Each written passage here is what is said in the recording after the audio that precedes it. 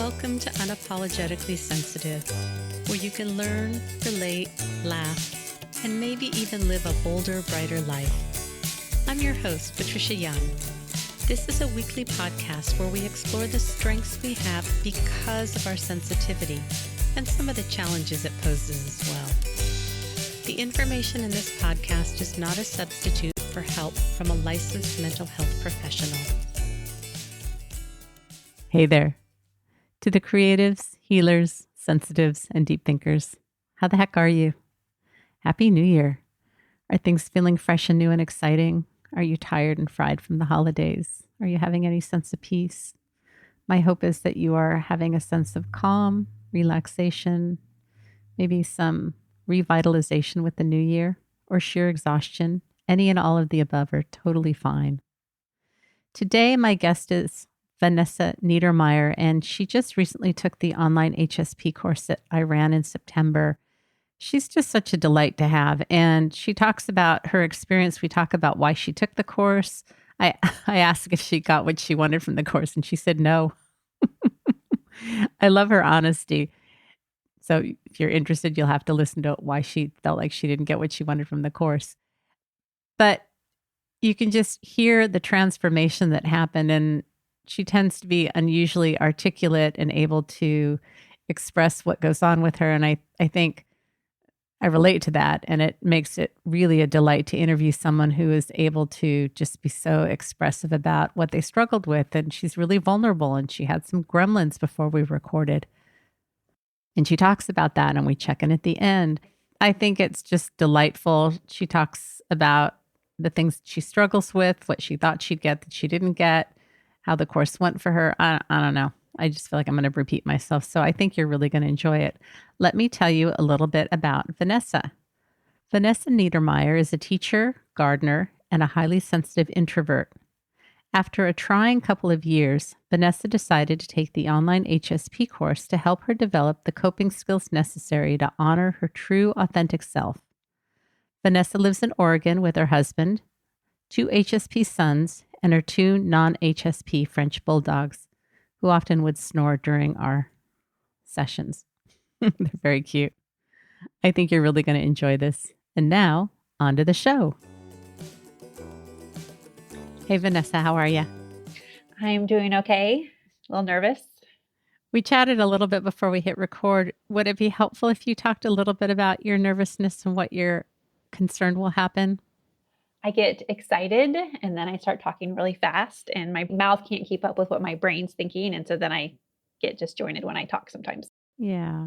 But my experience of you is that you handle yourself really well. So I think sometimes just talking about the gremlins sort of helps to manage them. Okay, I'll believe you. I got that. Well, and if at any time you need to stop and you want to talk about your gremlins, like that's part of the process too, that's okay. And my guess is that this is very relatable. And I know some people wouldn't even want to be on a podcast because it would be too dysregulating. It's a good challenge. It's a good challenge. It is. It is. So you just finished the most recent HSP course. I usually like to give people time to process, but we're going to shake things up this time. All right. I'm curious to know, why did you take the course? I am eager to feel better. I am super eager to get control over myself. I am very excited about what I've learned about myself with being highly sensitive. And I'm very excited about what I've learned about myself with regards to historical trauma and things have shaped me growing up. And now that I have that insight and knowledge, I'm excited to do and be better now that I feel more in control of my responses and reactions to life events. Mm-hmm. And what were you hoping to get from the course? Is that the same question I just asked you? Yeah, but I can be more specific in that what I loved about the course is that each week had its own focus, whether it was perfectionism or embracing my emotions or self-care, boundaries. And I knew as a teacher, the course was starting right when I was going back to work after taking a leave of absence. And so what I was so excited about was having you and the group on standby for when it's like, okay, I'm back in real life. This happened. How do I deal with it? Or like, this happened. Here's what I did, or here's what I wish I would have done. So it's just that real time feedback and problem solving was just absolutely invaluable for my confidence. Okay. Did you get what you were hoping for from the course? No, because I'm not fixed. I'm like, I'll just go in. I'm, such a little good learner and student. I'm like, I'll get the answers and I'll get the solutions. And then I'm like, I won't have any more problems. Like I can just fix myself. And I know that is not possible. But what I was able to leave from the course was just more patience in myself and time and trust in myself that things won't necessarily be easy. I don't really have any control over that, but I can trust myself to take care of myself to the best ability. Even if I do all the work and I do all the homework and I practice all the self-care, I can't control the future. But I know that I can trust myself to do my best when life happens and I can respond to situations authentically. And it's not that it will be easier, but I know that I will be doing what I should be doing. And I haven't always had that trust in myself before. That's beautiful. What do you think I have to say about you feeling like you were broken and needed to be fixed? I wasn't broken and needed to be fixed. I just needed to appreciate myself and know that, I'm wired differently. Yeah. And that's something I didn't know. Mm-hmm. One thing I was very nervous about when we were starting the group, and one thing that was surprising to me about the group was how much we all were anxious about sharing too much. Yeah. And like, I'm sharing too much and I'm dominating too much. And we all had that same insecurity gremlin. Mm-hmm.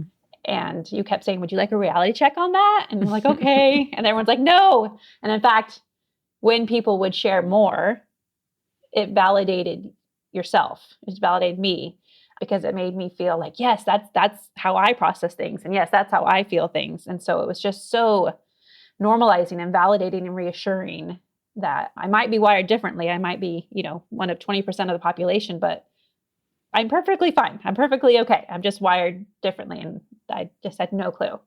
Right. And I think that so many of us have that experience of feeling like we're not like everybody else. And so we interpret that as feeling like we're broken, we're flawed, there's something wrong with us.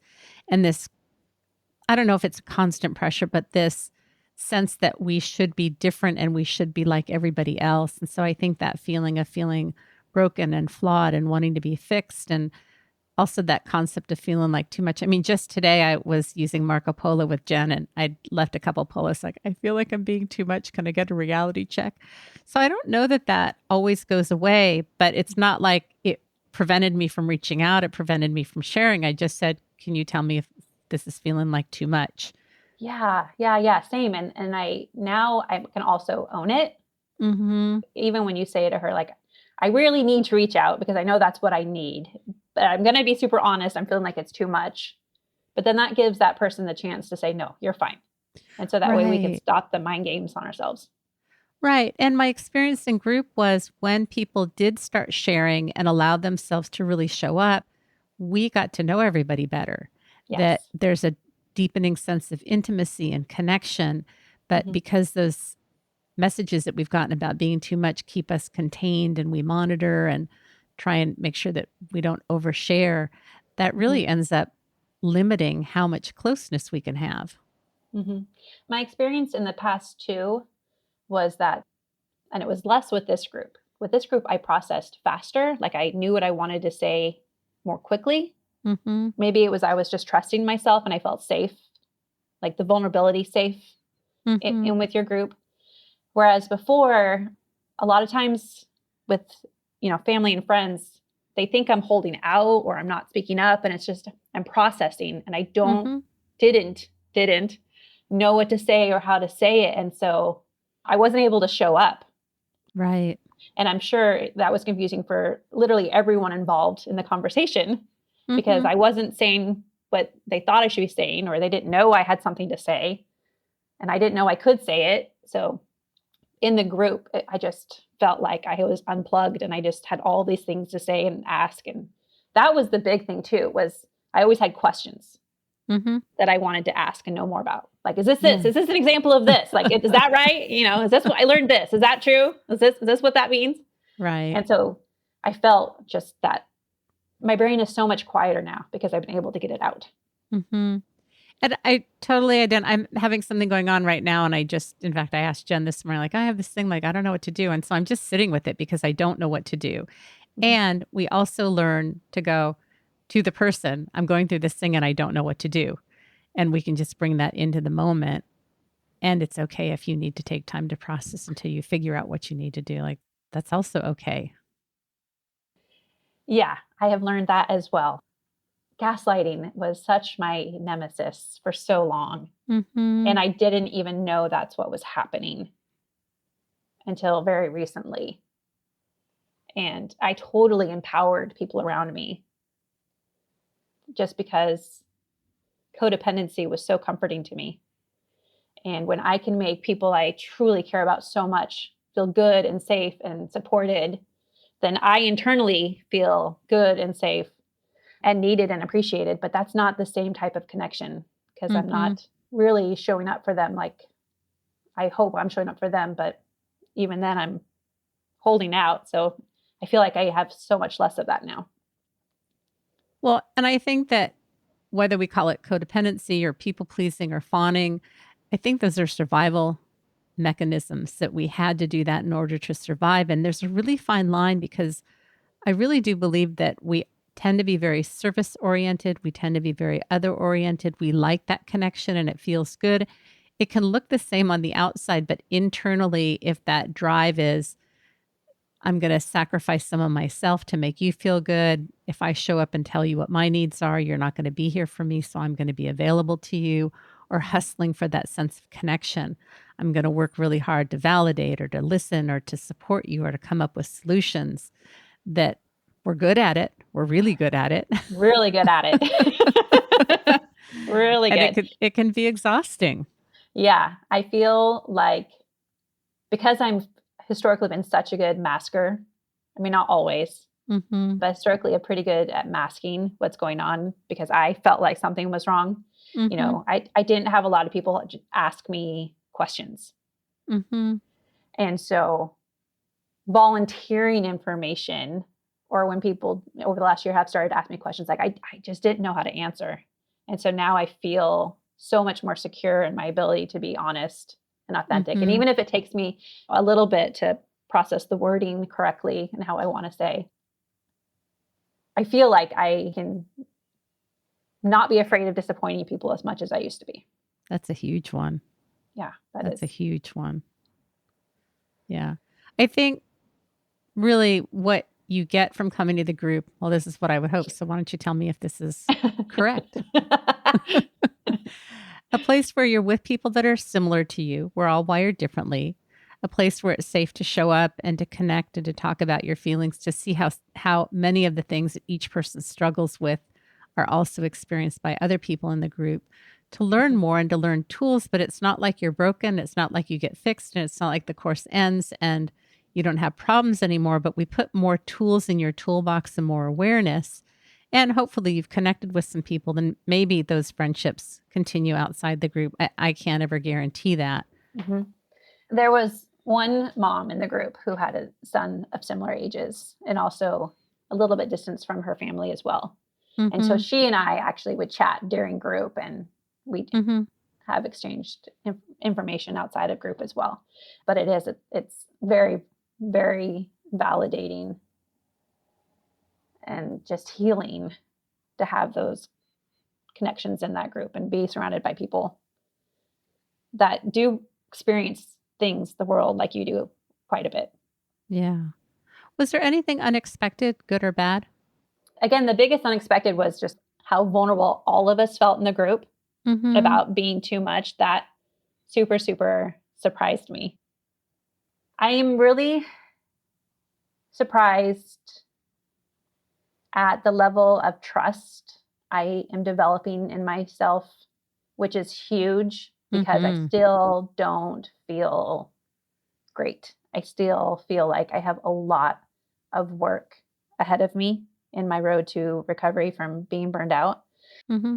The trust I have that I'm going to take the steps and the self-care necessary, like that's a sense of peace I have in myself that I definitely did not have or anticipate having.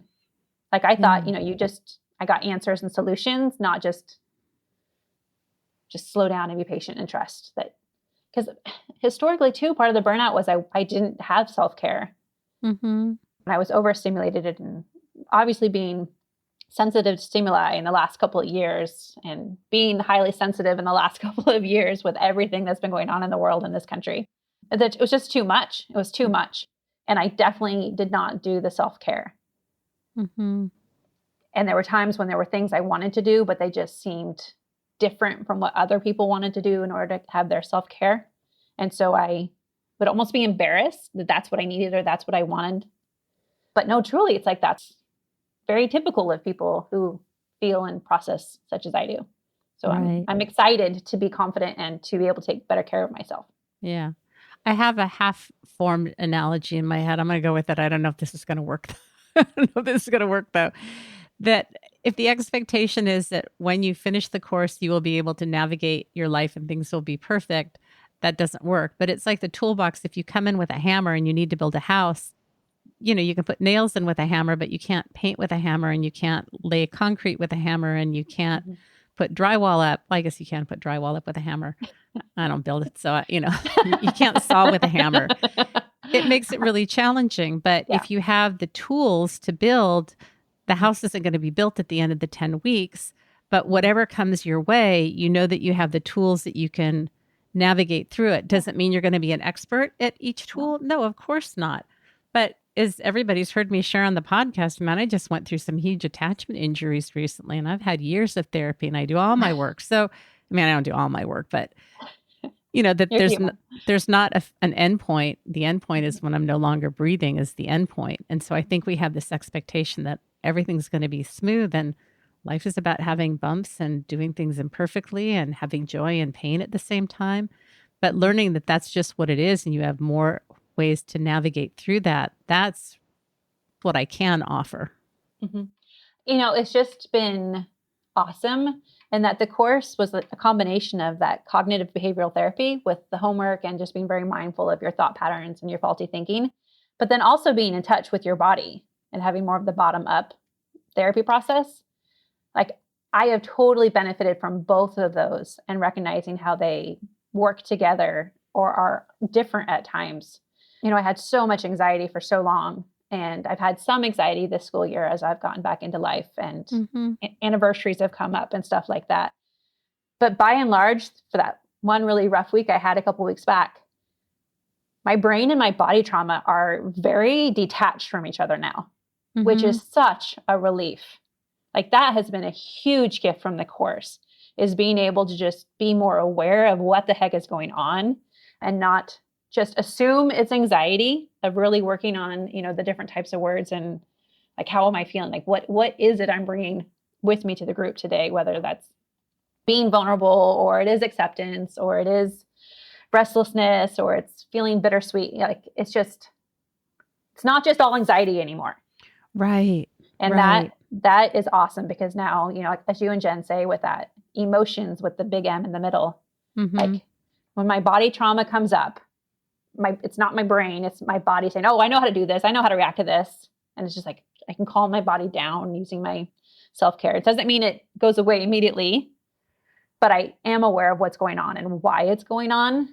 And so then I can just pedal myself and take care of myself and move through it more quickly rather than just powering through like I've done for the last 40 years. I love that. And what I love is instead of labeling anything that you experience in your body as being anxiety, getting curious about, is this excitement? Is this worry? Is this concern? Where is it coming up? What can I do with it? That's when we move through things, when we can get curious and identify much more specifically what's going on and what do I need based on what I'm feeling. What's interesting this last week, because again, my fatigue is still kind of crazy, and that's just an ongoing process. I couldn't figure out why I was so flippin' tired this weekend. And I realized it's because I'm at the end of a major unit in my psychology class at school. And it's almost not the same at all, but feels like last May when I started to have my burnout. And it was right when I was done teaching the course and they were getting ready for the exams. It's like, I made it to the finish line. I'm like, okay, your body's like, you're done. Like, you're done. Like, sit down. It was almost like that again, which was a little bit scary, but I didn't have the anxiety attached to it this time. Like, it wasn't in my brain. It was totally in my body. So I just slept and did a little bit of putzing around the house and the holiday stuff to have the good feelings. And I able to move through it. And so that it's like, it was scary because I'm like, oh no, this feels like last year, like that. Right. But it passed. So that was good. Well, what I love is that you didn't attach danger to it, that the feelings were the same, but you attached a different meaning to it and rode through it so that it wasn't dangerous. That's huge. Yeah, it is. It is huge because last year when I was feeling that type of fatigue, I didn't have a lot of hope. But I was able over the weekend, I was thinking about next year and getting excited about a course I wanted to teach and how I could, modify it to make it mine. And so I was able to recognize I was feeling hopeful, which again, I wouldn't have done last year because I would have just been so consumed by what the heck is my body doing. And now I feel very in touch with my body and how it responds to different types of triggers and wounds. I love that. Have you experienced a course like this before? Because I know you do a lot of teacher training. Yeah, I do. I do a lot of teacher training. No, this is super, super great because it's individualistic. When you go to the teacher training, it's like, and sorry to all the administrators out there, but it's administrators go to a training, they get taught this training, like, yes, my staff will do this. Like, this will fix it. And every year has a different slogan. I've been teaching for 20 years now, so I have 20 slogans for the year. But this was not that. This was so individualized and meeting us where we needed and what did we need from the group each time. And if we had questions, we could make the group work for us and our needs in that moment. And it could be the topic of the week, or it could be like, hey, this happened, I need to process it. And what do I do? Yeah. So no, it's not like any training I've been to. Very individualized. Well, that's good. Yes. What was it like being in a group of other HSPs? Have you been in a situation where you've been with other HSPs on an ongoing basis? My best friend, I call her my soulmate because she's wired just like me. And we have these eerie parallel lives with our kids and life experiences and hobbies and pleasures. And so she and I get each other. I mean, it's the kind of thing where you can make plans and cancel on each other. So then you don't have to go anywhere because we both know we really don't want to go anywhere. We just want to stay home in our happy places. So with her, I feel totally at peace and relaxed. But other than that, I've met very few people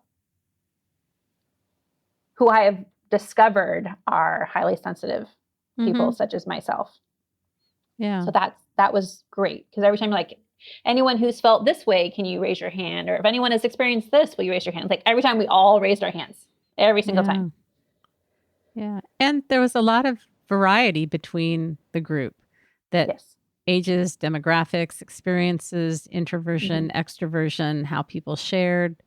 So, if you're HSP, we all show up differently, but there is a similarity that runs in the group. Yes. What was nice at first, I was like, I hope, because I struggle to find closeness with people just because it's hard for me to trust people, probably because I don't trust myself very much, but it's hard for me to trust others. And it's so easy to hurt my feelings that if people don't think about me as much as I'm thinking about them, it crushes me. And so then I don't expect that, which means I also don't share a lot. And so what was fascinating about this group was that while I was hoping for it to be a very homogenous group, so I could find half a dozen people just like Vanessa, it wasn't like that. And in fact, like you said, they were different backgrounds and ages and experiences, which was actually kind of nice because then you got, well, for example, the one person who was older, I could see her struggles and see how she's processed and from her point of view as a mom or what she's gone through, like it was a roadmap. Mm-hmm. So on one hand, I had someone who I could commiserate with and like, yes, me too. And the other one's like, oh, I get it. I get it. Like I see how that could happen. And so again, it was just comforting to have all of that insight and feedback. I think it gives you an opportunity to see things from different perspectives than for those of you that are moms and have kids and have aging parents, that you may have this relationship of how you feel as a kid to your mom and then how your kids feel about you. And this Mhm. often happens in group if we have somebody that's older that's talking about a challenge with their kid, and this you maybe experienced this as a parent with your own child, Mhm. or being an introvert or more of an extrovert, all of those different ways that we show up. And because we have this great ability to shift perspectives and to see Yes. things from everybody's perspective, it really gives you, I don't know, I think a very broad view of how people experience the world sometimes, not all the time. No, and again, it's just one thing you've said to me a lot, when I'm being hard on myself is like, would you cut your child off? Would you stop tell your kid to get it together? Would you tell your kid to stop feeling like, well, of course not. Right. And so I doing that with myself more, but also when I tell my kid, like, you don't know what other people are going through or doing until you actually talk to them. Mm-hmm. And I said, go talk to those quiet kids, CJ, because they're probably feeling like you. Right. If they're not speaking up and you don't want to speak up, you might be experiencing the same things. And so it's, that same type of advice that I should be giving to myself, like go talk to those quiet people because they're probably feeling like me. Right. Did you feel seen, heard, and honored in the course? Absolutely. Absolutely. Very much. Very much. That's all the reality checks. Like, is this too much? Am I being too seen? Am I being too heard? No, it was great. It was great. Mm. I had one time where I knew I'd had a particularly rough week, and so I didn't feel it was appropriate to bring it to the group because I felt like it would have dominated too much. But to me, that felt different than being in the group and then being too much. Does that make sense? Like, I never left a group feeling like, oh, shoot, I shouldn't have said that. Mm-hmm. Like, by the time I left group, I always felt like, no, that was the right thing. That being vulnerable, sharing, that was totally the right thing. And that one time when I'm like, I'm having a super rough time right now, but I Mm-hmm. don't feel it's appropriate to turn this into a Vanessa therapy session. And it actually wasn't a Vanessa therapy session, but you did encourage me to bring it, and it was great because I was able to talk about things and get support and help for problem solving. And so I never left a group feeling like, shoot, I shouldn't have said something. Yeah. I think every time you shared, people related and felt connected to you and felt that sense of intimacy where we have this like, ugh, nobody wants to hear what I have to say. Yeah. I'm like, please, can I talk? Can I talk?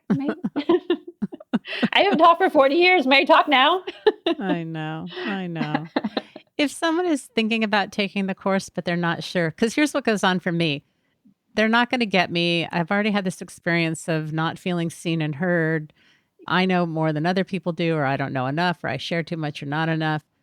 Is there anything that you could say to someone who's like, well, why should I take this? What's in it for me? Well, you asked me already if this was like other courses I've taken, and it is not. And again, it is very individualized and it is designed for us. It is designed for like if I've even discovered if someone has even discovered this course, then they're looking for something. Mm-hmm. And this will deliver. This will provide them insight that they're looking for. If it's on the boundaries or taking care of themselves or being mindful or whatever category of the week it is, this course won't disappoint. And whatever they put into it, they will get out of it. Mm. I loved the homework. I know you say the homework is optional, but I loved the homework because being mindful, I was able to see my patterns and my faulty thinking and able to catch myself and correct myself and even validate myself like, ooh, I did that well. Like that was good. Like go me. So if people are looking for a course like this, then like I want to take it again. Like I'm going to change my name. I'm going to sign up again because it's not like I have learned everything. I just want to start at the beginning because it's like you just go back and revisit all of these different categories. I mean, there's such relevant categories, like learning how to communicate. I mean, that's something you don't just learn it, you have to practice it. And so being able to have people to come to and show like, here's where I struggled communicating and how would you have said this? Or I don't know. This class could be very, very valuable for anyone who's needing any type of support or guidance like that. Oh, thanks. Yeah, the format is there's a weekly email that has a link to that week's topic. And then if there's any other additional resources that may be helpful. And then from past courses, people say, hey, have you seen this or that? There are questions for mindfulness if you want to answer them. Everything is totally optional. And then when we come to group, the truth is, even if every week people came and talked about what was going on in their life, by the time the 10 weeks is over, all those topics get woven in because out of the work that Jen and I have done with HSPs for as many years as we have, we know the things that tend to be challenging and those themes continue to come up. So even if the appearances we're not talking about what's on topic, it does show up. And if it's, I tell you in the beginning, if you want to get a lot out of this course, bring questions to class of things that happened during the week about that topic or whatever else you want, because it's all relevant and it does tie itself together. Yeah, I would preview that week and know what was coming and then just write down my questions or my thoughts or my examples throughout the week. Mm-hmm. And it was just, again, vulnerability. It's like, I got a question. Can I go first, please? I got a question. I have something. Is this? Was this what you meant? Mm-hmm. This happened. Is that? Yeah, exactly. No. Is there anything about the course that you didn't like or you would have liked to have seen done differently? I think what I said was I want it to go through the holidays. Well, we talked about extending. So no, that was an option. It didn't quite work for my schedule. Yeah. But yes, I'm a grown-up woman. Patricia, I'll get that tattooed. Patricia says I'm a grown-up woman on my arm. It's a little bit more crass than that, but it's grown. And then it's a word that sounds like grass woman. Yeah. But that's helping me a lot to when my body stops reacting to historical stuff, then I will put myself in increasingly more testing situations. Sure. But until that happens, I know I don't have to. I can prioritize me so I can prioritize my kids. Yeah. Yeah. Is there anything else that you wanted to share that I haven't asked you about? Because we're getting close to wrapping up, but I want to give you a chance. No, I just want to thank you so much. I mean, I have so many words now that I did not have before. Mm-hmm. And being able to use those words and apply those words and not just talk in generalities has just been so empowering. So empowering. Mm-hmm. It's scary. The future's scary. I can't control it. You keep telling me I can't control the future, but I trust I'll be able to cope and to deal with it now. Whereas I definitely did not have that in September when we started. Like, I remember that first time you're like, what are you hoping to get out of this? And mine was like, I hope I can keep my job. Like, I hope I don't have to like switch careers. Like, I hope that's not even on my radar right now because it's like this weekend, even when I was feeling all tired with this fatigue, I was still thinking about next school year. And that is like pause for a moment, huge in my life, in my world, if everything I've gone through the last half year. So no, I feel empowered and I'm very appreciative of you. So thank you so much. Oh, well, thank you. Can I check in with you? I know you were nervous when we started. How are you feeling now? I feel okay. I don't feel like I rambled or talked too fast, too much. No, not at all. Okay. I knew you could do this. Hey, thanks. Well, thank you so much for taking the time to jump on and talk about your experience today. I really enjoyed having you in class. And Absolutely. And what always surprised me too was when you can't know these things, but like your podcast always aligned with, I just felt like every time you had a podcast, like that thing you said, like, yes, that was it. Like that was what. So it's like you get all of this feedback and validation and confirmation like this, the data triangulation is just ongoing and it feels so, so comforting. Oh, well, I shared this in group. I feel a little vulnerable sharing this on the podcast, but there were a couple times when something would happen and I just wasn't dialed in and you would go like, can we circle back to what so-and-so said? So part of me feels a little shame. It's like, oh, I should have been doing that. But you were so tuned in and, the goal is that people get their needs met and that they're acknowledged and heard. And if I didn't do it, because I didn't, you did. Yay. Yeah. Come on. I think that was also the teacher in me. Like everyone's going to talk today. Everyone gets to share. Right. But things that I would forget to go back to, you were like, Okay. I want to go back and make sure that, we see this one through. I'm like, oh, thank you. Well, thank you for that. Thank you for that. Yeah, no, I do. I appreciate you very much. All right. Well, thank you for being here today. I really appreciate it. And All I right. will talk to you later. All right. Bye, Patricia. Bye. Hey again. So I'm curious to know, did you like that? Were you surprised by her answers? I just think it's a great interview and I love her energy and enthusiasm. If you're interested in taking the online HSP course, the next one is going to be going from February 6th until April 17th. There will be no class on February 20th. It's going to run from 3 o'clock to 4:20 p.m. Pacific Standard Time.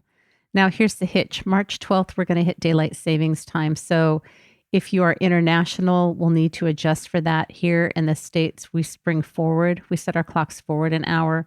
I suck at figuring out how this goes. So if you need to make sure that the time change will work for you, if you're in a state that doesn't do daylight savings time or you're out of the country, we'll have to figure that out. Registration is going to begin January 11th for early bird registration through January 17th. Then the price will go up a little bit for January 18th through January 25th, which is the last day of registration. The topics that we cover in the course, and if you want information, you can go to unapologeticallysensitive.com. If you go to the HSP groups page, there's a write-up about all the topics that we cover, what it looks like. There's 1-minute testimonials, there's podcast episodes, there's video. I've tried to provide a plethora of resources for you. But the topics that we cover weekly are mindfulness and self-compassion, identifying negative messages and turning them into superpowers, perfectionism, embracing our emotions, self-care is non-negotiable, boundaries, communication, authenticity, and vulnerability, and creating a lifestyle that honors the HSP. And before we even start, there's a video that I send out about expectations and disappointments, because I think that's a big one for us. If you have any questions, feel free to reach out to me.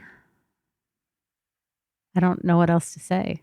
I just bought a new kayak today, and I really want to talk to you about that, but maybe I'll save that for another episode. Did buy a beautiful white fiberglass kayak, though. All right, I think that's all I have. I hope you are doing well. Remember, sensitivity is nothing to apologize for. It's your superpower. Have a blessed day.